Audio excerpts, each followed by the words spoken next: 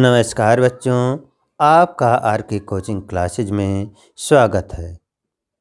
आज हम तुलसीदास द्वारा रचित वन पथ पर पढ़ेंगे।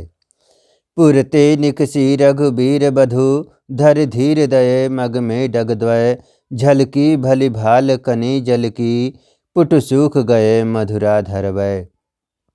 फिर पूछत है चलनो अब केतिक, पर्ण कुटी करिहों कित भय, तिय की लखी आतुरता पिय की, आँखिया अति चारु चली जल च्वैं। संदर्भ: प्रस्तुत पद्यांश हमारे पाठ्य पुस्तक हिंदी के काव्य खंड के तुलसीदास द्वारा रचित वन पथ पर से लिया गया है। प्रसंग: तुलसीदास ने अयोध्या से वन जाते समय पैदल चलती हुई सुकुमारी सीता जी का चित्रण किया है। व्याख्या: राम, लक्ष्मण और सीता अयोध्या से चलकर जंगल के रास्ते पर थोड़ी ही दूर चले थे कि सदैव महलों में रहने वाली सुकुमारी सीता जी थक जाती हैं।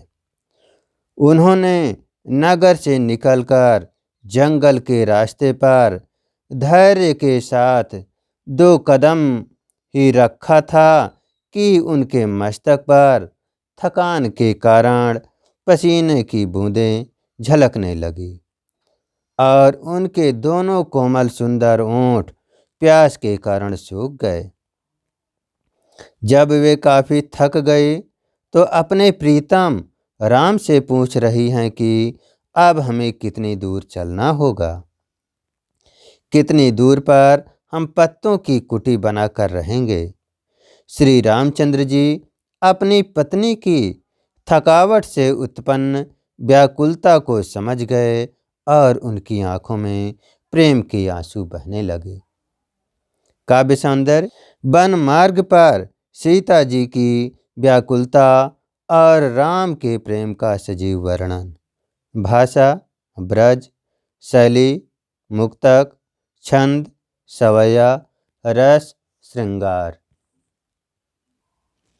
दूसरा पद है: जल को गए लखन है लरिका, परिखों पिय छाह घरी के हठाढ़े, पोंछ पसेऊ बजार कराऊं, अरुपाएँ पखरियों भूभुर ठाढ़े, तुलसी रघुबीर प्रियाश्रम जान के, बैठ विलंब लौकंटक काढ़े, जान की नाह को नेह लख्यो, पुलक्यो तनुवारी विलोचन बाढ़े। संदर्भ: प्रस्तुत पद्यांश हमारी पाठ्य पुस्तक हिंदी के काव्य खंड के तुलसीदास द्वारा रचित वन पथ पर से लिया गया है। प्रसंग: तुलसीदास जी ने सीता जी की सुकुमारता और राम के असीम प्रेम का वर्णन किया है। व्याख्या: सीता जी श्रृंगबेरपुर से आगे चलने पर थक जाती हैं। वे विश्राम करना चाहती हैं, इसलिए श्री रामचंद्र जी से कहती हैं कि लक्ष्मण पानी के लिए गए हैं, इसलिए थोड़ी देर किसी पेड़ की छाया में खड़े होकर के उनकी प्रतीक्षा करनी चाहिए। इतनी देर में मैं आपका पसीना पोंछकर हवा कर देती हूँ। गर्म रेत में चलने के कारण आपके पांव जल रहे होंगे, मैं उन्हें धो दूंगी। श्री रामचंद्र जी यह सुनकर समझ गए कि सीता जी थक गई हैं और विश्राम करना चाहती हैं। वे बैठ गए और बहुत देर तक उनके पैरों में चुभे कांटे निकालने लगे। अपने पति का ऐसा प्रेम देखकर सीता जी आनंदित हो गई और उनकी आंखों से प्रेम के आंसू बहने लगे। काव्य सौंदर्य: सीता जी की व्याकुलता और राम के प्रेम का सजीव चित्रण। भाषा: ब्रज, शैली मुक्तक, छंद सवैया, रस करुण। अगला पद है: रानी मैं जाने अजाने महा, पविपाहन हूँ ते कठोर हियो है, राजहु काज अकाज न जान्यो, कहु तिय को जिन कान कियो हैं। ऐसी मनोहर मूरत ये बिछुरे कैसे, प्रीतम लोग जियो हैं, आखिन में सखी राख बेजोग, इन्हें किम कह बनवास दियो है। संदर्भ: प्रस्तुत पद्यांश हमारी पाठ्य पुस्तक हिंदी के काव्य खंड के तुलसीदास द्वारा रचित वन पथ पर से लिया गया है। प्रसंग: राम, लक्ष्मण और सीता सहित वन जा रहे हैं। ग्राम बधुएं उनके रूप पर मुग्ध हैं। एक ग्राम बधू दूसरी ग्राम बधू से कह रही है। व्याख्या: हे सखी, मैं जान गई, रानी ने ही कोमल शरीर वाले इन राजकुमारों को वनवास दिया है। वे महामूर्ख हैं, वे पत्थर की भांति कठोर हैं। राजा ने भी वनवास देते समय अच्छे बुरे का विचार नहीं किया। उन्होंने भी अपनी पत्नी की बात मानकर इन्हें वनवास दे दिया। मन को अच्छी लगने वाली मूर्तियों के बिछुड़ जाने पर इनके चाहने वाले लोग कैसे जीवित होंगे। हे सखी, आँखों में रहने के योग्य हैं, भला इन्हें किस निष्ठुर ने वनवास दे दिया है।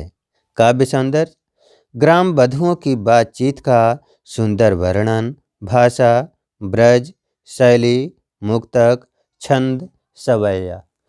अगला पद है। शीश जटा उर बाहु विशाल, विलोचन लाल तिरछी सी भौहें, तून सरासन बान धरे, तुलसी बन मार्ग में सुठी सोहें। सादर बारहि बार सुभाय चित, तुम त्यों हमरो मन मोह। पूछत ग्राम बधू सिय सो, कहो सांवर से सखी रावरे को हैं। संदर्भ: प्रस्तुत पद्यांश हमारी पाठ्य पुस्तक हिंदी के काव्य खंड के तुलसीदास द्वारा रचित वन पथ पर से लिया गया है। प्रसंग: श्री राम, लक्ष्मण और सीता के साथ वन पथ पर जा रहे हैं। ग्रामीण बहुएं सीता जी से रामचंद्र जी के विषय में पूछ रही हैं।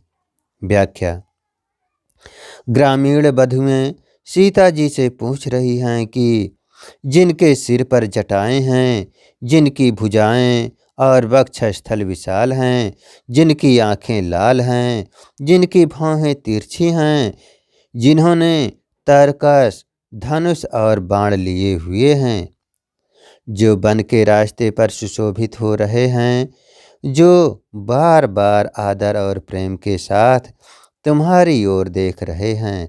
हे सखी, बताओ कि वे सांवले सुंदर से तुम्हारे कौन हैं।